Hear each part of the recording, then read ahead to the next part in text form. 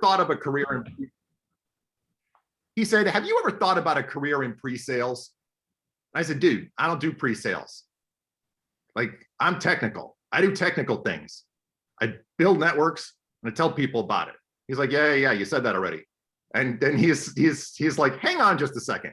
And he says, he goes out and he comes back in with a guy named Jerry. And he says, I want you to tell Jerry what you just told me. And I don't know who Jerry is. And Jerry sits down at his desk and the post-sales guy leaves the room. And he says, so what do you do? And I said, well, I build networks and I tell people about them.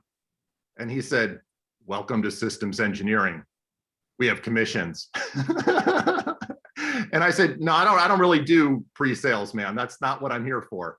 And he's like, well, what do you think it is? And I was like, well, it's like selling things. And like I don't know about that. Like, you know, I'm a technologist. Like I know how this stuff works and that's what I'm focused on. And he said, well, we have salespeople that do the selling. Like, it's not about that. He said, the thing is, the technology is complicated and someone has to be able to explain it so that other people can understand it. And he said, it sounds like that's what you do. I said, absolutely. I'm always telling people that don't know how the technology works, how it works, so that we actually can make it work. And he said, that's exactly what systems engineering is. On the post-sales side, all they do is the configuration all day. But the explaining part of it, explaining how it works and why it works and helping people to get their objective accomplished, he said, out here in the industry, that's a pre-sales job. And my little 22-year-old brain is going, trying to process this information. And needless to say, I walked out of there with a job as a systems engineer, a job I didn't even know existed, that I wasn't sure I wanted, but that actually sounded like exactly what I actually did. And that was 27 years ago. And what actually happened is I got out of the Air Force and we moved up. And again, I've never done this job before. All I've done is actually configure technology and talk to people about it. And so I start going on my first sales calls. And it actually was not that different from what I'd been doing before. I was assigned to a salesperson and they were someone who was really experienced. All they did was sell. Like, they talked on the phone all the time and they set up meetings and all of that kind of thing. And none of that was my job. My job was to go on the meetings. And when it came time to explain the technology, I would explain how a particular technology worked, or what was often the case is it was my job to listen to what the customer's problem was. And then it was my job to suggest a solution. In other words, like, we resold Cisco and all kinds of other technologies. I had everything on the truck. I had all the toys. And so it's like, what's your problem? Well, I need this to talk to that, but not the other thing. And we need security, and we need this and that. And it's like, okay, well, you need this kind of product and you need that kind of product and you need the other kind of product. Well, which one would you recommend? Well, based on what you told me, I think that this, and that would be particularly good for you for this reason. Let me go up and do a design, and I'll bring it back and we'll talk through it and make sure that it meets all of your requirements. So that was super fun for me because I basically got to do problem solving for customers. I always thought it was fun that, like, their people apparently weren't solving the problem. And so I got to do the fun part, which was to think up the solutions and then bring them back. And so what happens is you bring stuff back and then they challenge your thinking. They say, well, what about this? Would it accommodate that? What about this other thing? And you go, sometimes you go, I don't know. What about that? And you have to go research and figure that out, whatever that is. And in the process of doing that, well, all of a sudden you're getting smarter about the technology, aren't you? You're actually learning, you're growing, you're figuring things out. And so instead of just sitting behind a keyboard, hey, echo cancellation, it's a thing. Instead of sitting behind the keyboard and just typing away on one particular piece of gear, doing one particular thing, what happened is I got to design in dozens of networks every year. I got to build whole hospital backbone systems that put fiber optics all through hospitals. I got to do things like rewire entire school districts full of stuff.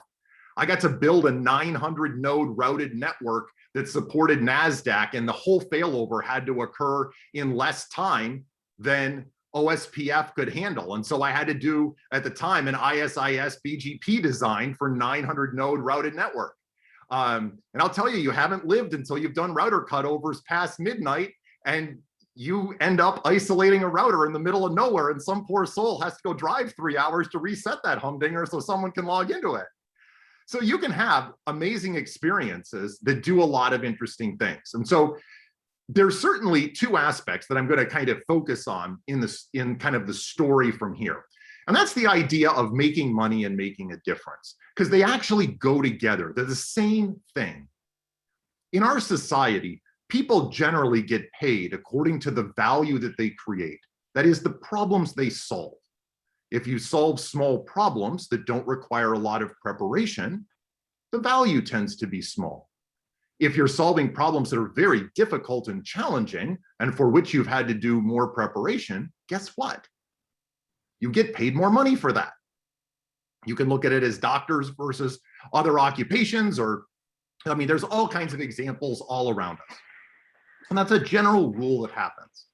So what are some of the things that happen when you make a difference with technology sales or technology positioning? Here's the little secret. Technology that businesses and organizations use doesn't sell itself. You all went to the Apple store or got an Android or whatever your device is, and no one had to sell it to you, did they? Like, you just chose it. No one had to sell you on the idea of using Instagram or Facebook or Twitch or whatever social platforms you like to be on. That's all consumer technology. But if the state of Wisconsin needs to build a new fiber optic network to connect every school, every community college, and every organization in the entire state,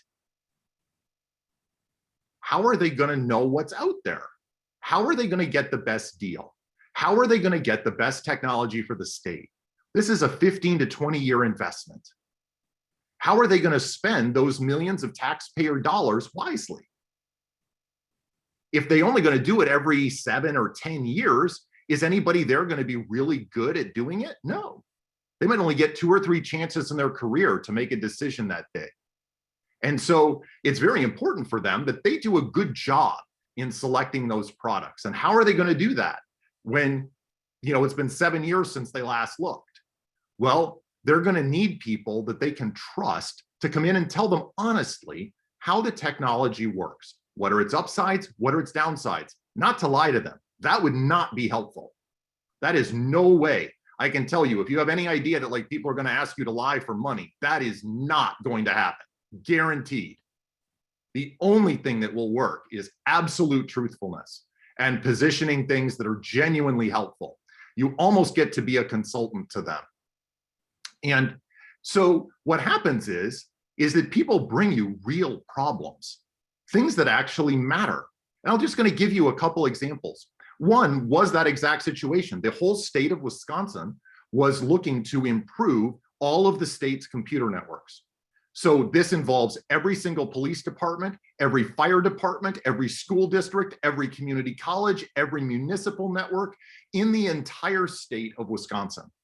And they were going to build a ring of fiber that literally went through the whole state from top to bottom. And so it was going to need whatever amount of infrastructure and gear made all that fiber optics work and connected the whole thing so that the state could have a high-speed backbone that was completely resilient, redundant, and all of those things. And it was literally going to carry 911 calls and ambulance calls and kids' education and everything you can imagine.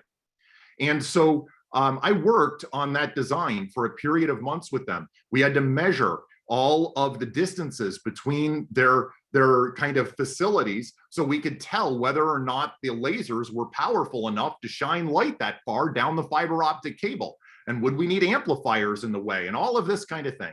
And we ended up doing the whole design, and we put the whole thing together and brought it back to the decision maker. And he ultimately liked our proposal. We had done good work and we had really explained the technology well. And so when I went into his office, he slid a purchase order across to me for $979,000. because we'd done a good job designing the network. And what happened from there is I looked him in the face and I said, thank you. I said, we're going to make this work. And then what I did is I came back on the night of the installation and I drove the entire state of Wisconsin overnight. We started about 7 at night and we drove up, install, and teams were all over the ring doing installation all over the state. And I literally drove the entire ring and made sure that every single site came up. And when we finished the next morning, and it was about 10 in the morning when I pulled back into the main office, the president was waiting there for me. And he said, how did it go? And he already knew the answer, of course, because his people had told him, right? And I said, it went well. Everything's stable. You're 100% up. You're 100% cut over. All of the bandwidth is there exactly as we promised. And he shook my hand and thanked me. Why? Because that had just made a difference for the entire state. Just because somebody knew how to design technology and was willing to explain it in a way that other people could understand it. Another time, I was in North Dakota in a very small town, literally a couple hundred people. And you think, man, that's a strange place to do technology sales. Like, did the cows get routers or something? Like, how's that work? Well, I was out there because there's a little tiny telco out there that serviced a couple of counties. And so they did telecom services like home internet and, phones and stuff like that, cable, to families all across this rural place. And I was sitting down with the president of this little telephone company in a little hole in the wall office, not a big shiny glass tower like we have here in the Bay Area, just a little tiny, small office building. And he said, it's really important to us that we get high-speed fiber going throughout this community, particularly to the hospital. And I said, talk to me about that. Why is that so important? He said, we're a very small hospital, and the nearest hospital is almost 5 hours from here by car. So he said, we aren't big enough to be able to have enough volume for a surgeon and cancer specialists and a lot of specialists to be able to be at this hospital. And so if we get fiber optics pulled into the hospital, we can actually have specialists from Johns Hopkins do all of the cancer surgeries.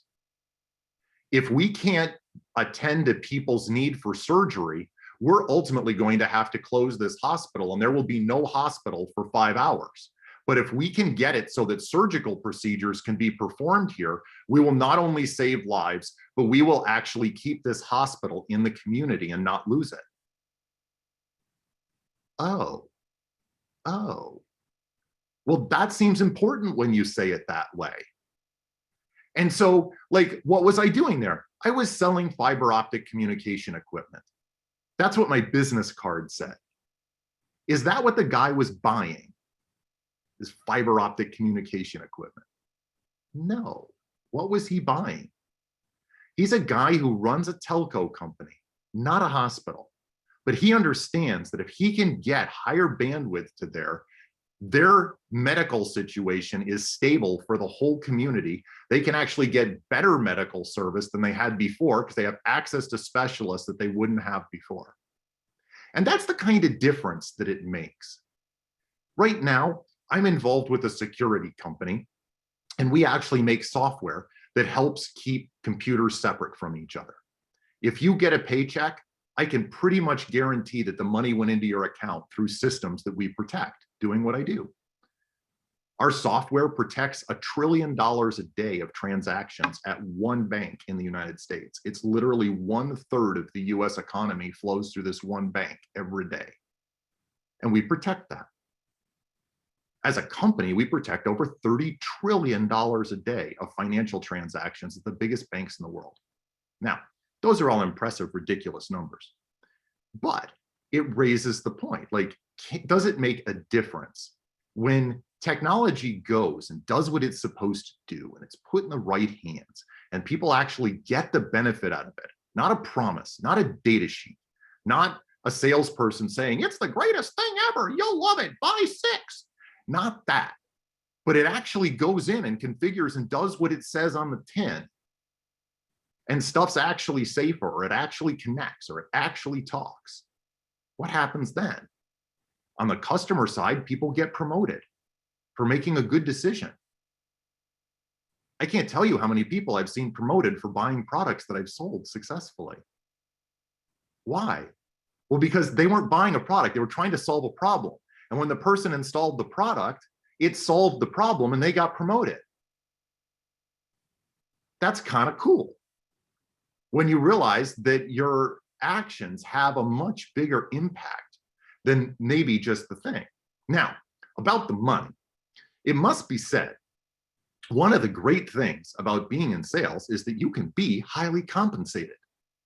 And I don't know about you, but I like highly rather than lowly when it comes to compensation. I'm of the opinion that more is better than less and sooner is better than later. And sales is a way that you align yourself with that. In most organizations, if you would commit to a path of selling versus a path of just typing commands on a keyboard in a professional service kind of a way, you will probably make 30 to 40% more income for the exact same knowledge set. In fact, in some ways, some of the professional service people might actually be more technical. At this point, there's probably people on here that could, configure a Cisco router faster than me. Although at one point I'd have taken you on. That was a couple years ago. So you'd win now. But I could probably outsell you handily because you haven't tried yet. And I wasn't that good at it either, but I learned because people can learn stuff just like you're learning stuff. And so one of the things is that sales is paid on commission. They're paid on base salary plus commission. So the compensation model is different. Most jobs that you've had and that I had before being in sales, there's just one number. It's either an hourly wage and you multiply the number of hours times that number, and that's what's in the top line, the gross line, and then they subtract a bunch of stuff, and then it is kind of gross because it's not as nice as the number at the top. But the other way is, and so it's like that's hourly or it's salary, in which case it's a fixed number at the top and they take a bunch of stuff out and then you get what's left over. The other way that some people get paid is they get a base salary. So there's some amount where there's a number at the top and there's that. But then based on your achievement, there's also a commission plan based on what you sell. And in many organizations for systems engineers, the commission is 30 to 50% of your compensation. In other words, half of your compensation is, quote, at risk, which means that if you don't sell, you won't get it. And you say, dang, that's harsh, bro. Like, I need that money. I was wanting that money. You'll get the money. If they can't keep sales engineers in their quota, the sales engineers go bye-bye because they're like, I want the money. And so they'll go find a product to sell that they can make money at, right? But here's the thing. The best thing is that on commission, you can get more than they planned on paying you. If you sell more than your quota, than your number, if they give you a number of $1 million and you sell $3 million, you're probably going to get 2x or more your salary or your expected compensation. So you think I was going to work for, $100 grand a year just to make the numbers round. Well, wouldn't it be nice to make 200 that year instead? I think that's a nice feature in a compensation plan. There are not a lot of jobs that have that convenient feature of you can make double the money. And yet that is something that you can do in sales. And that was of interest to me. And so I was able to combine these ideas, the idea of making a difference, of doing what I loved to do, which is to deal with technology, to know about it, to explain it, to show it to people. And then that has actually turned into a career, and where I can give you many examples of both making money and the example of making a difference. And for me, they're very much linked. And so that's at least a little bit of my story. I've spent, I guess, by way of background now, from the time that some of these stories took place, I've been doing this for 27 years. I got enough gray hair. I have a 25-year-old daughter. Like, some of you are like, dude, you're my dad. Yike. But regardless, I've been doing this a while and I found it to be enjoyable. Most of my career, I've been a systems engineer or I've managed, systems engineers around the world. both here in the US and then, globally overseas, as my career has taken me different places. And along the way, I've done a lot of other things that are all related somehow to the idea of selling. Because here's the thing that I need you to know. Selling things is a skill. It's like riding a bike. There is no one born who knows how to ride a bike. It is something that everybody learns. And sales is like that. Nobody is any good at it. Everybody has to learn. And it's a skill you can learn. And it's a skill you can get really good at. And I don't mean selling like Homer Simpson, like, can I have some money now? I don't mean cheesy like that. I mean being as normal as I am right now with you, just explaining ideas to the point that people understand them. That's what's called influence. And all of you are influential people. If you have a boyfriend or a girlfriend, you have influenced another human being to like you, even though you have some unlikable parts. Yes. If you are getting good grades in school, you have influenced a teacher to give you good grades through your work and through your personality and your interaction in class. If you have family, you know how to get what you want out of them and how to annoy them. You know how to influence people. And that's what we're talking about, is just the ability to influence decisions that are being made technically for technical reasons. And the best way that I've found to do that is to just be really, really good at the technology itself. Because like lies aren't going to work. That's not going to play. If I'm selling against you and you're lying, I am going to get the commission and you are not. It'll go that way. So at any rate, I have talked for a few minutes, maybe more than a few, but I would be happy to take questions. If you have questions about how you do this thing, what is involved in it, I can answer probably almost anything you would ask, or I can make up something fun, which could also be entertaining. So I'll stop talking and let you guys chime in. Just let me know where in the Bay Area you're from, because that'll be curious. I'm actually talking to you from up in Sonoma County. That's where I am. So I'm in the North Bay. But just give me a holler from where you are and then ask away. I have a question. Yeah. So my name is Riley. I'm from Santa Cruz. Nice. And I'm just curious, for someone who's looking to get into sales and who's interested in kind of that path, what resources would you recommend to like learn how to sell, kind of, I guess? Well, the good news is that most organizations will actually help teach you. That's the good news. It's something that organizations know nobody is any good at. And even people that have been pretending to do it for a while, some of them aren't really good at it either. So they have regular training classes for this sort of thing. But that said, if you get on Amazon or anywhere, there are always tons and tons of books about sales, and you can read books on sales until your eyes fall out and your brain bleeds. So you can decide how much of that you want to do. But the best thing that you could do would be to find an entry-level position. How do you get one of those? It almost doesn't matter. Sometimes the job is to get hired by a company, and then you navigate your way to where you want to be. Like some cases, I know that people have joined a reseller doing just post-sales work. They got a certificate in Microsoft, they have a degree, they know it, maybe they got some Cisco certs, CCNP or something like that. And so they've got some paper skills, but they don't have any real world skills. And so they get a job doing anything. Well, when you're inside of a company like a reseller, like I was, that sold a lot of different kinds of technology, that was a great place for me to learn. It was a perfect first job because I could actually see what technologies people liked and which ones they didn't like, what vendors they liked and what vendors they didn't like.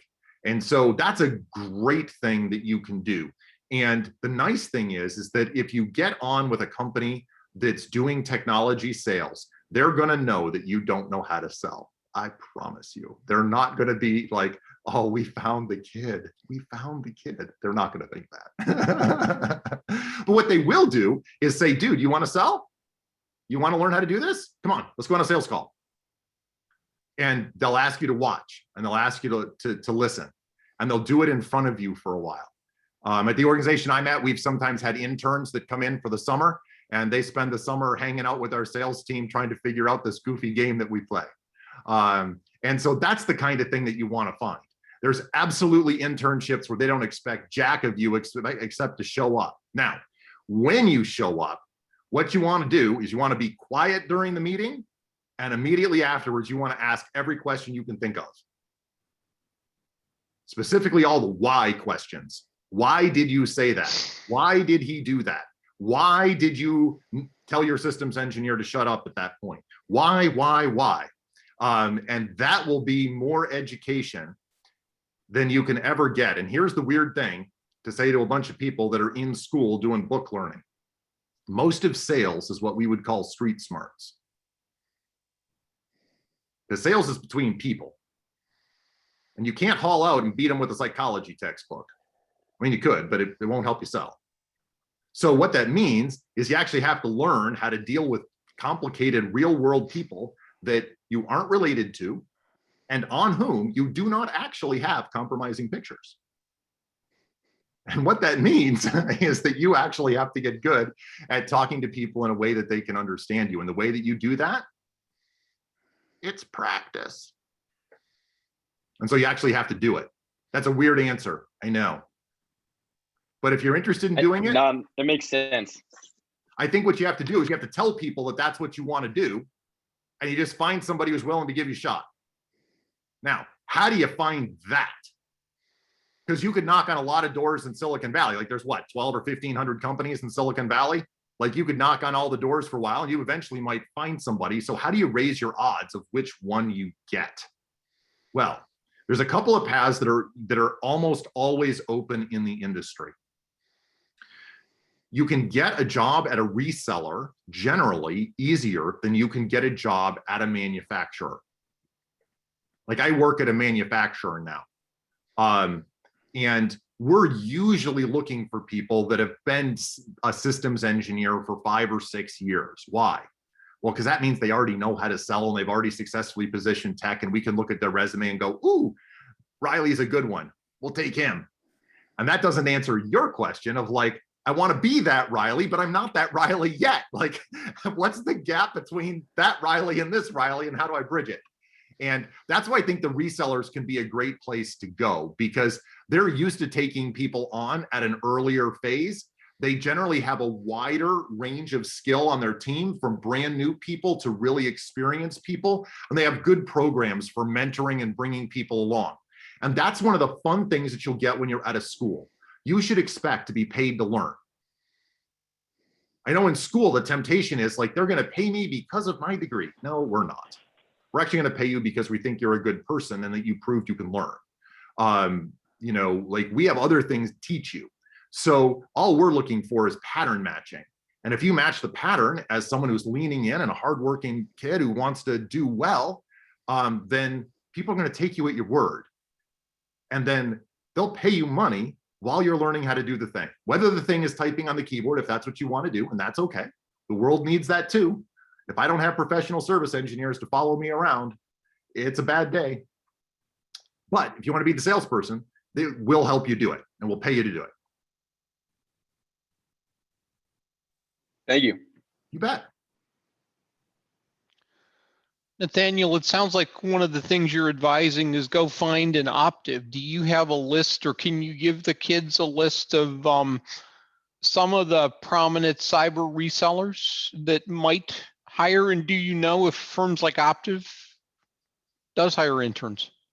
I don't know specifically on Optiv. They are one of our resellers. The good news is that finding technology resellers is as easy as your web browser. If you type, you know, top IT resellers, you know, for California or something like that, and just make up phrases like that, you will find all kinds of things. You will find Presidio, and you will find Optiv and WWT and dozens of others. And in some cases, you'll find little tiny companies that may only have 5 or 6 or 10 people in them. And some of those may be fantastic places to get a first job, because they actually need somebody that can sit and configure a Microsoft server and then also turn around and go on a sales call.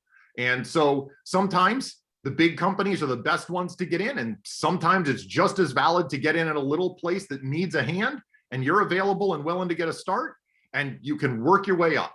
That's the way technology works. I don't know anybody, even of the people that I know that have 4-year degrees, 20 years later, it was not a matter of where they started. One lady that works at our company, she started out as a baggage handler at United in Florida. And now she runs multi-million-dollar projects for our company.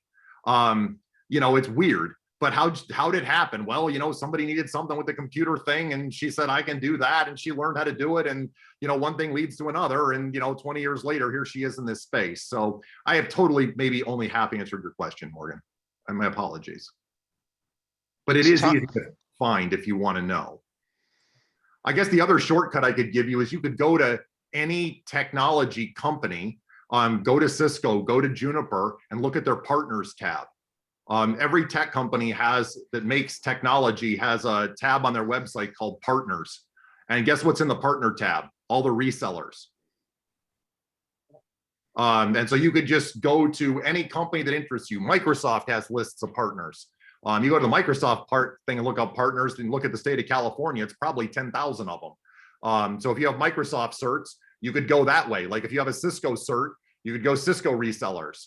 And you could try to match up some part of what your training or your interest is if you've got that identified and find resellers that are particular to the thing that way. Nathaniel, we got a couple of questions in the chat. Oh, yes, we have. And I didn't even look. How bad of me.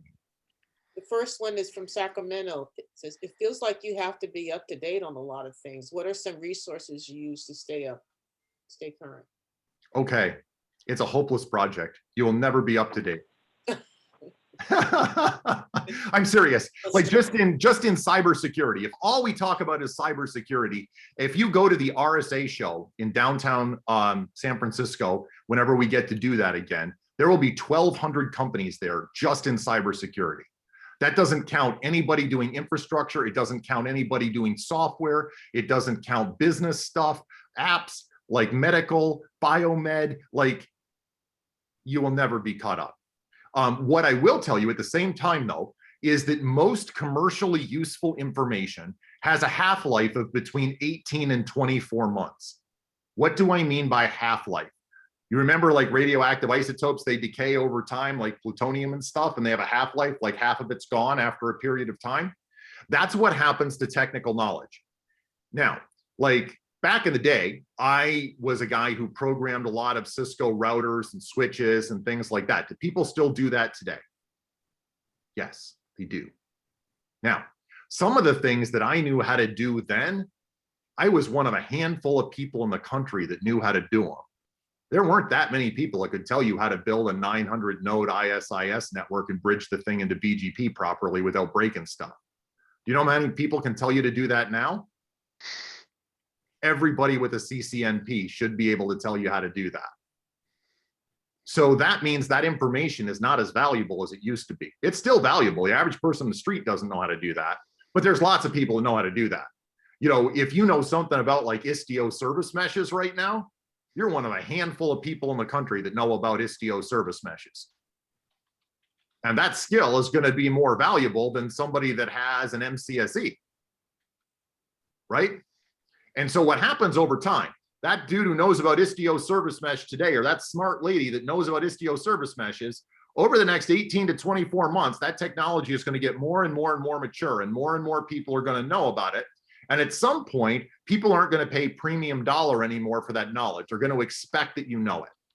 And so 5 or 7 years from now, everybody's going to know about that. And it'll help you get hired, but it's no longer going to distinguish you. And so what helps is to find some technology that you like, you genuinely like no one's paying you to like it, you just like it.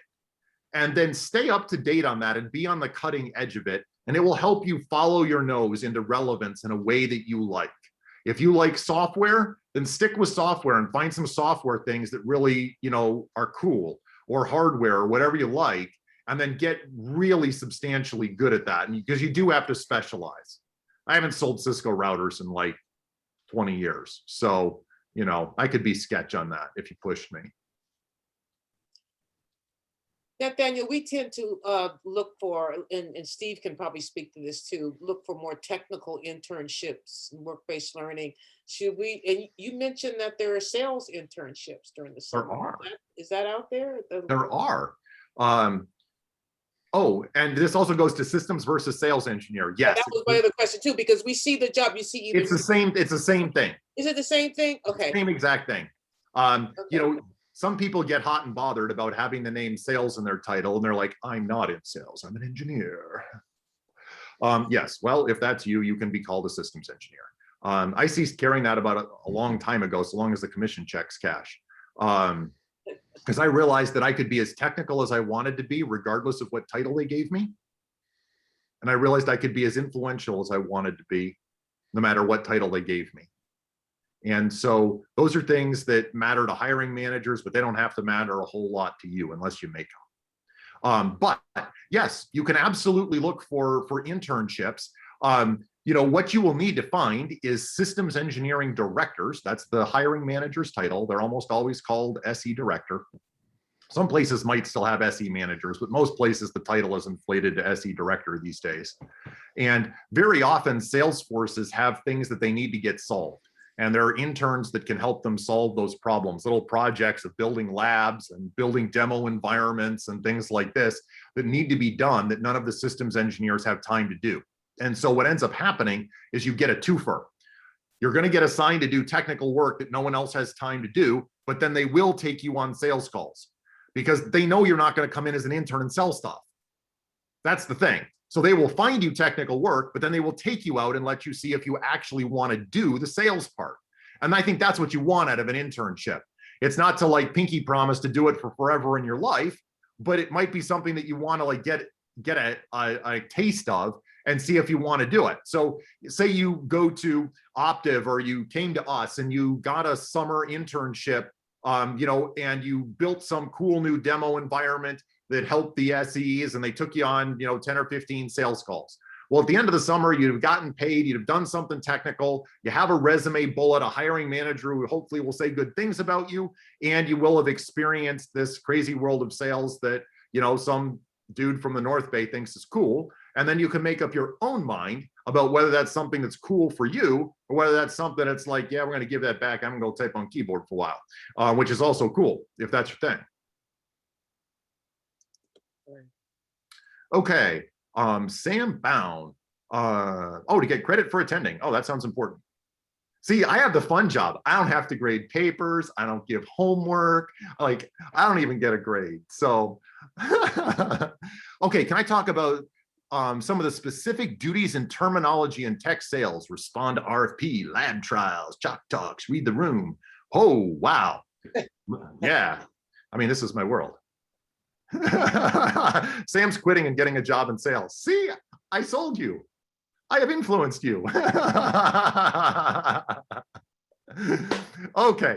Yes, I can talk about technology. So along the way, all of the things that Morgan mentions are things that actually happen in the process of big companies making decisions.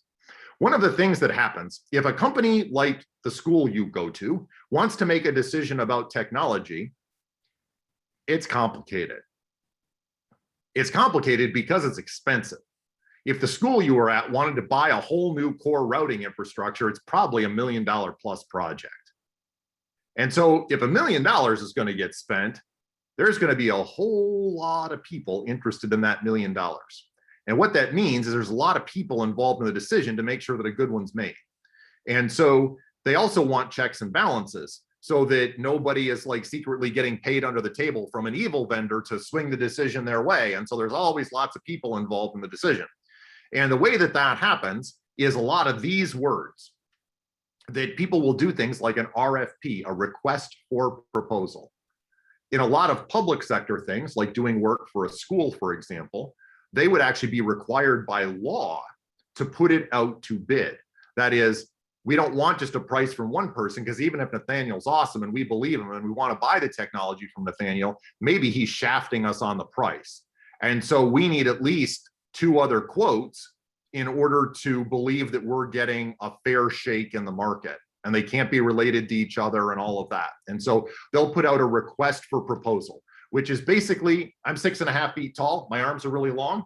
And the list of questions is as long as both of my long arms. Some of them go up to 1,000 questions. They're completely obnoxious and soul sucking. And the job is you have to answer all of those technical questions. And if they like all of your answers, then you get called back in to do more talking. And the talking bits are more fun than the answering bits for me in an RFP. But sometimes when you're the junior guy, guess what you do? Type, I answer the RFP. Thankfully, they don't expect as long answers as they used to. That's good news. Now, if you're successful and they like your RFP response, you will often get invited to a lab trial. Guess what this is? You get to be technical. You have to go in and take your software, your widget, your hardware, your special magic sauce, and you put it in the lab, and it's your job to configure it, make it work, and demonstrate to the customer all the things they want to buy, like the things they need to have a solution. You generally then have to demonstrate that in the lab. And the person who does that is you. It's not a post-sales person. You actually have to be able to install a product. You have to be able to type the commands. You have to be technical. You have to be the man or woman who can make it happen. The post-sales people only show up after money has changed hands. If money has not changed hands, you are the technical expert and required to represent the technology. Chalk talks. I don't know that anybody uses chalk. I haven't seen chalk in a long time. You might have dry erase markers. Make sure they're not permanent before you use them on their board. But this is the idea that sometimes we have to give talks to explain things. Because often senior people, they do not actually type on keyboards to configure anything. And they need to know how the technology works, because if they're going to spend $1 million, they want to at least have some idea about what this stuff does. And so someone has to explain that. And when it comes to explaining technology, who's the person who does that? You. The person who asks them for money and takes them out to lunch, that's the salesperson. The person who knows stuff, it's you. And so whenever that happens, that's that. Reading the room. This is something that's really hard for me right now for one reason. Nobody's here. I can't see your faces. Because that's what you're doing to me. Every single one of you subconsciously is evaluating what I say literally about 15 to 20 times a second. Almost all emotion between humans is read in 1/7 of a second or less on our face. It's transitory expressions that come and go. And so you have spent this whole 55 minutes making a judgment about me as a person. You have. You can admit it. I won't be offended, even if you don't like me. This is human. Everyone does it. And people do it to you. And if you're standing in front of a room full of people trying to influence them, does it make sense that you would pay attention to those signals that are coming in from the other people? Because if they're not liking what you're saying, it might be useful if you changed what you're saying. I'm just saying, right? Your good teachers read the room all the time. And if people are zoned out and frustrated and whatever else, they're going to stop the class, figure out what needs to be figured, and then continue on from there. Because otherwise you're wasting everybody's time, right? Shootouts. Shootouts is when somebody wants your product and they might want your competitor's product. And so you need to say, no, my car is actually faster and shinier, and look, it comes in a pretty metallic blue, and wouldn't you look good behind the wheel? And so shootouts are the idea that sometimes we do this against other people. Although, very often, if you've done all of the selling right beforehand, the shootouts are a formality because they already know what they want to pick. And if you don't believe that, don't sell against me, because I've already stacked the deck against you. Okay. I've got one more for you, Nathaniel. I spent most of my tech career in field sales, so you're bringing it all back. But one of the things that differentiated, people that were really good at this was how well they could also get to know the business that they were selling into. Absolutely. Because, you've talked about hospitals, you talked about public networks. How do you, when you're going into a new situation, what do you research? How do you get to know who you're selling to before you even begin? Well, I mean, there is the research that you can do. There's also the research that you can't do. And, you know, part of the advantage of being new in the business is that people have lower expectations. I don't mean that as an excuse for non-performance, but I mean legitimately. If I was any of your first hiring manager, I am not going to think that just because this is your first job, you magically know how every type of business in North America works. That's nuts. So what we're going to do is we're going to talk about it before you go out, and you'll have an opportunity to ask a question. Now, if you never ask questions and you aren't the least bit curious about this stuff, it might not be your thing. But if you are curious and you want to know this stuff, someone will absolutely tell you. Your salespeople would love to tell you how this stuff works, because there's almost no chance that you will get paired with a brand new salesperson. In a sales team, you can have a new sales guy and an established systems engineer, or you can have an established sales guy and an inexperienced systems engineer. But if you have two inexperienced people, that's a sales team that's going to fail. So you can have them both be awesome, or you can have it asymmetrical, and it can work either way. But it won't work like both people are clueless. That's not a good look. But you'll have to be curious. That's the one thing I tell people I can't train. I can't train curious. I can actually teach you to sell, but if you're not curious about people and about the way the world works, you should probably type on a keyboard, because that's discreet. You don't have to be curious. You just have to know things. But if you're curious and you're like, why does he say that? That's a really curious thing to say. This is good. We can work with this. If you're like, why are they going to buy it? I don't get it. It doesn't make any sense that they should buy our product. They should buy our competitor's product. Oh, let's have that conversation. That's the kind of curiosity. Like if you're like, this doesn't make sense to me, I want to know. Keep that attitude. It'll be good for you. Okay, what would I suggest to a mid-career dev to transition to sales and engineering? Oh, all you have to do is say that you want to and find someone who will help you. It's really not that hard. I know plenty of developers who have made the transition to sales. And at first there'll be some people that are skeptical, but what I would do is just start to ask to go on sales calls. Don't tell them that you want to come over all at once. Sneak up on them. Actually sell these Hummers. And what I would do is I would ask to go on a sales call. Find a sales manager or a salesperson, explain that you want to make the transition, and ask if you can go on some sales calls to understand how it works. This is particularly easy now that we are in this whole Zoom world, because someone can include you on the call and you don't even have to turn your video on. You can literally just watch the freak show as people like me do our thing. So I think that's what I would do. And if you do that for 4 or 5 months and you don't go away, that's going to be a sales manager who's like, this one seems interested. And you just like, you can get there. You can get there. It's nothing more than sticking your neck out and going for it. Technical people that can code can usually learn to systems engineer very well. So what that usually means is that whoever the SE manager is, they know they're not going to have to teach you tech. And that makes them very happy, because it means that all they have to teach you is just the one half. And if you want to learn the one half, you will learn the one half. So it can totally work out. What are some strengths or weaknesses to be engineering? Well, probably the biggest thing coming from a dev background is just this.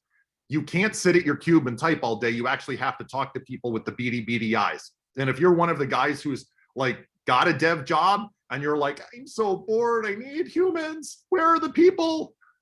Yes, you should come to systems engineering, come to the dark side. We have cookies and commissions.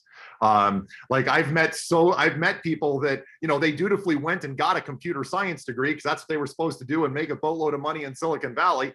And then they got their first job and somebody sat them at a desk with a compiler and said, turn your code in 2 weeks. And they're like, but the people ain't bored. They want to leave now. This is horrid. Yes. You belong in sales engineering. Like, we're waiting for you. Please come. We'll get you out of there. You won't have to code anymore. It'll be all right. Although there are some technical software products that the systems engineers do a fair bit of coding. So it may also be that there's something like cloud automation software or API gateway software or, you know, kind of back end stuff that is heavily code, and those SEs can code like fire. So there are places that you could turn that coding skill into something that gives you the commissions and the people and get out of the office and eat lunch and fly on planes and like all that kind of stuff if you're into that. So what would be something to skill up on? Stuff that you think is cool, man. You know, like technology is big enough that you will die on the vine if you try to do it because I think it's cool or because you think it's going to make money. There are so many things out there that can make money. What I would do is look for the intersection of a couple of things. Look for the intersection of something that you love, something that you're good at, and something that people pay money for. The thing that's in the center of that Venn diagram is your personal home run. So something you love. There's technologies you like more than others. There's languages you hate if you're a dev. Don't practice those languages you hate. You might get stuck coding some poor, hideous Java application for the medical community and hate your life forever. Don't do it. So choose technology you like. Something that can make you money. And something that other people want. I mean, like it's that simple. It's not complicated. And if you do those things, you will absolutely find somebody and in a way. And I will tell you, like my career's bounced all over the place, man. Like I started out selling, at a reseller, like a smorgasbord of all kinds of technology. Then I worked for vendors in the telecom space. And then I worked for vendors that sold in the enterprise space, and then back to telco, and then back to enterprise and hardware. And then the last couple have been all software, and I've been in the enterprise space for a couple now. But for a while it was telco to enterprise. And these are not the same spaces, and they don't operate the same, and they buy totally different things. So, the great thing is people are always going to buy stuff. Maybe I'll close with that. People are always going to buy stuff. Technology is always open. There is no part of our economy that can function without technology, unless you're doing Amish farming or something. And you know what? They all own technology. So it's a very safe thing to do. And people are going to want to buy technology from a person. This is not in danger of going away to AI, because you know what will happen if that happens? I'll just go sell AI. And who are the people going to buy AI? People. People buy from people. And so knowing how to sell is a durable career skill. I could sell cars at this point, but I don't need to. There's plenty of people that need help with technology. Oh, can I talk about compensation? Sure. What do you want to know about compensation? You will find that salespeople are not upset about talking about money. Many people are weirded out about it. What do you want to know? Talk about a typical SE structure. What's an entry-level SE make? What's a good one make? How's it structured? Okay, I don't know that I'm close to entry level. It would be hard for me to believe that in the Bay Area you'd get into an entry level position at less than 70 or 80, but I don't know. If any of the recruiters are on, they would actually know. I mean, it's just hard to even live here without that. I can tell you more like what we pay for experienced systems engineers in major cities in North America is on the low end 180, and more commonly between 220 and 240 for senior people. That's what the OTE package would be. And by OTE, I mean the combination of their base salary plus their commission. And for people that maximize their comp plan, and this is probably somebody who's 15 to 17 years into their career, okay? So like, I'm gonna give you a figure and then you're gonna go, wow, how can I have that tomorrow? Well, you probably can't, but it's still important to know that it's out there. There are people that make 3 times that amount if they crush their quota. We had an SE do 5 times his number this last year. I guarantee you he made in that range. He made more than our CEO. Why is that? Why can that occur? There's only one thing businesses absolutely have to have: revenue. Sales, yeah. As a former boss of mine said, nothing happens till somebody sells something. The engineers don't eat, the building mortgage doesn't get paid, revenue feeds the beast. And so the people who bring in the kill, they get to eat first. I don't think there'll be any CEO unhappy with a sales engineer that made more than. Not at all, at least not a smart one. The ones that aren't okay with that, you should not work for them. I would. Exactly. So that would give you a range. Starting is whatever you get in the door at, man. Like if somebody takes you on as an MCSE apprentice for $47,000 a year, perfect. You're in the industry. You have a resume. If they don't promote you in a year, look to go somewhere else now that you're in the industry and have a job. I watched, like when I got out, my income tripled in the first 5 years of my career. And part of that's normal because you don't know anything. You're not actually that economically valuable. But that changes rapidly as you're in the industry. And the industry understands that. And they'll either pay you to stay where you are, or you'll go somewhere else because someone else will offer you more money and you'll climb your way up. There will be a middle where you get stuck. And I don't know where the stuck is anymore. For me, the stuck was at about 140. And I was there for the better part of 10 years. And I didn't yet know enough to be like the awesome guy. And I probably sold myself short, and I probably stayed some places too long, and like a whole combination of things. But for whatever reason, I got stuck there. Other people get stuck other places. And, you know, I was definitely by the end of it, way making less than I should be. And when I actually got a job with some people, they right-sided my comp right away because they didn't want me to go anywhere. And all of a sudden it shot way up. I suspect at this point for SEs, it's probably more like 160 to 180 that people get stuck at. And then there's this push to get up into the range of the premier guys at kind of 220 to 240. But you know, that's kind of the world that I see for enterprise sales. So I'm talking people that are literally selling to Microsoft, they're selling to Sutter, they're selling to you know, to big name places. Is that good for you, Morgan? Do you want something else? Well, I think we've gone a little bit past 7. I want to respect everybody's time, but I'm just, everybody's hanging around, which is really good. So is there? Yeah, I mean, I'm good for another couple minutes. If, Yeah, people, if I'm serving and it's useful to you, I'm happy to stay. Yeah, we can keep it open. I'm good with that too. So let's any more questions? Let's put them in the chat, or open, you know, unmute yourself and come on camera too if you'd like. Okay. Oh, good. Tom actually jumped in. Tom Crayon is a recruiter. That means he actually helps people find a job. These are people you should know in the position you're in. And he put some. It looks like Morgan put in the chat 150 to 180. You know, entry packages. So there you go. Morgan is my son, Nathaniel. This is Tom Crayon speaking. Okay, so you guys just ganging up on me and like, we're gonna play this fool. Somebody has to, after recruiting for you back at Camus. Yeah, for those of you who don't know, like as I was a hiring manager for systems engineers, how do you find systems engineers? Like I'm busy selling things and running a business. Well, you actually need to know people called recruiters, and you actually pay the recruiters to find people like you. Can you believe that? But there are actually people who get paid just to make introductions between people like you and people like I used to be. It is true. That's a job too. And that is sales too. You have to be good to do that job. You cannot be a lame salesperson and do that job.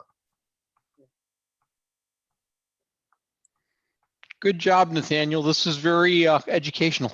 Yeah, definitely. Brings back a lot of memories because, like I said, I spent most of my career in field sales, and I did both, and then I eventually managed groups of systems engineers. And yeah.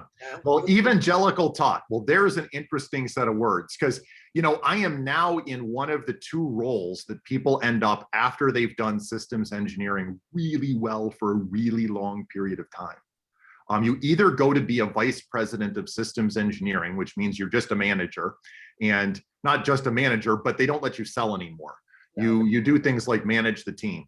And for some of us, athletes like to be on the field. Athletes like to play the game. And some of us actually have grown to like the game. And so, you know, from that standpoint, I kind of get to do only the part of sales that I like now. I get to do the positioning fun parts. And I get to do it mostly with senior executives at really big, impressive places. I guess just a name drop, I was on with the most senior IT person who's permanent at the United States State Department just a couple of days ago. And so, you know, you can eventually talk to interesting people. You know, they're not gonna let you do that your first week, I promise you. But In the end, I get to do a lot of those things. So I work for a company called Illumio, Illumio, just kind of like it sounds. And you can find videos of me on our website, on our company thing. And so evangelical, yes. Why? I sell things. I influence people. That's what I do. That's what I do. I've learned how. I didn't used to be good at it. Somebody asked about your golf game. Oh, it's horrible. I don't golf at all. And most people don't.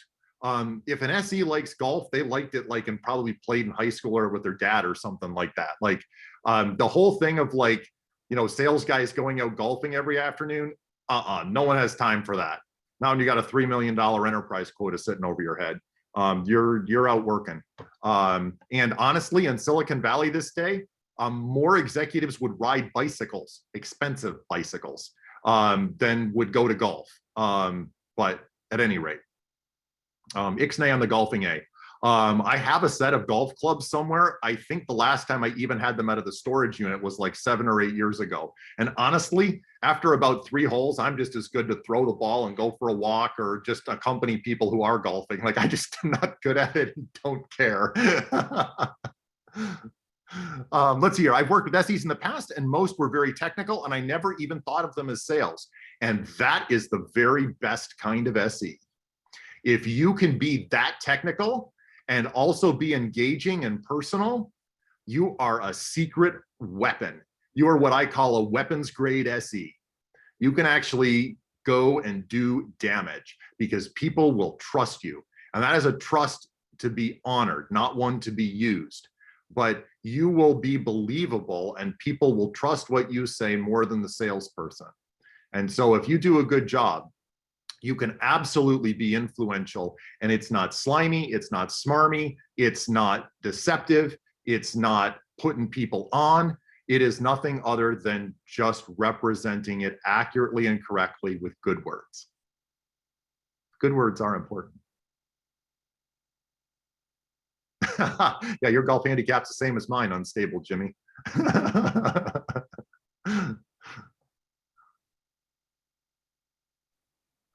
I also liked it. I mean, this may resonate for somebody or it may not. I didn't come from big money.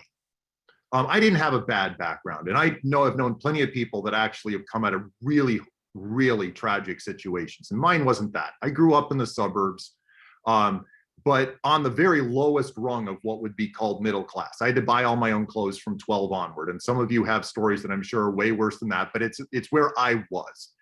So I didn't come into college feeling like I owned the world. I didn't have parents with vast connections that were going to land me a job, somewhere in the industry. I'm doing something that my parents didn't even understand. And what the other thing that I liked about sales and about tech sales in particular is that it's still pretty much a meritocracy. And what I mean by that is it's your personal performance that actually determines where you end up in the arc you're on. In sales, there's a number. And if you consistently beat the number, you win the game. And like, I liked that. Like, I didn't come from a background that like I went to Harvard or my parents went to Harvard. And so I was just going to luck into some, 800 grand a year job at Goldman, which apparently exists. And I still have problems with like, who gets these jobs? How do you get one of those? I don't have that job. Like, but they exist and there's people that get them, but I wasn't that person. I wasn't interested in doing that work. I didn't go to those schools. I didn't have those parents, but I'm not afraid of hard work.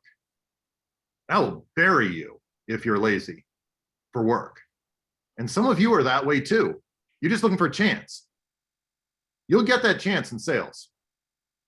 Not everybody wants to do it. And if you want to do it, someone will take you seriously. And then you put out and you can kind of make your way. And I liked that. I liked not having to play politics. I liked not having to kiss somebody's rear end, like to get a promotion, but instead to feel like I actually earned it, that I did the work and I did excel because you can see it. It's in the numbers. It's in the accounts. It's in the closed business. It's in the happy customers. And And that was cool for me. Did I know that at the beginning? I totally did not know that at the beginning. Like for me to tell you that that was a reason I did it, no way, no how. Basically that engineering manager sold me, man. He was like, no, what you do, that's what we do. You need to be one of us. Okay. He got me. And here I've been. Oh, you like expensive bicycles too? I have a titanium one across the room. You can absolutely afford one. My first nice bicycle came out of a commission check. Most of the nice things in my life have happened from commission checks. The base salary gets eaten up with living expenses if you do it right. You live off your base salary, and then when the commission checks come, that's when you get to do nice things. You take your family places, you pay for your kids' college education, you buy the special thing that you like, you take a trip, you put away some money for the times when your commission check isn't what you wanted. And so, but it, you know, not every job can you go get yourself, you know, checks that have a couple zeros after them, like tens of thousands of dollars after them. You know, so those are nice. If they don't have expenses already against them, those are nice checks.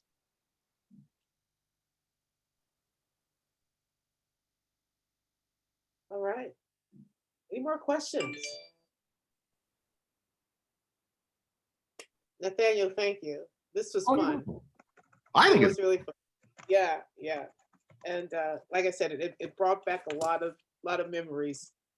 You're making me say, wow, you know, maybe I should have kept going in that direction. People end up where they're supposed to. Yeah, yeah, you know. People end up where they're supposed to.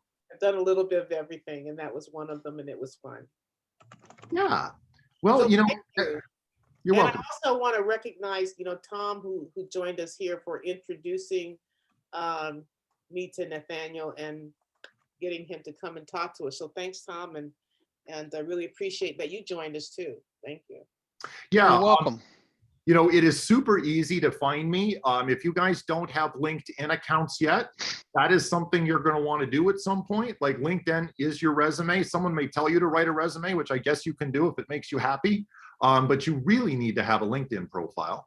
And you can hover over my picture and my name will pop up and you can easily dump me into the LinkedIn search bar and find me. Got that? I can't promise to give you a job or anything else, but you can certainly find me and reach me and holler. Great. Recommend that you all do that. Chief Evangelist, much. that's me. Now, here's the thing, there's no sub-chief evangelist, it's only me, so. One of a kind. Who is that crazy man? Get him off the stage. Where's the... Well, thank you. Thank you so much. And I was really, there was one person that I was hoping that was going to join us that is starting the program that I was telling you about. Yeah. And I will make, that's one of the good things that this is recorded. And I'll make sure that he checks that out, because I really think that this is a message that we really need to get out to our students pursuing our ICT programs, because I've talked to so many young people who come in to tech through this pathway, and quickly, I'm telling you, they do well right away. Well, for the hungry, sales accepts the hungry. Yeah. Like hunger is a benefit. Yeah. I don't mean literal, like we'll solve that, we'll give you money, but like hunger is good. Yeah. Ambition's good. Yeah. So. Want to make a dent? Excellent. Great. All right. Well, thanks everyone for joining. Next week, the next Tech Talk on the 16th is going to be Next Gen Cyber Talent presenting their mentoring program.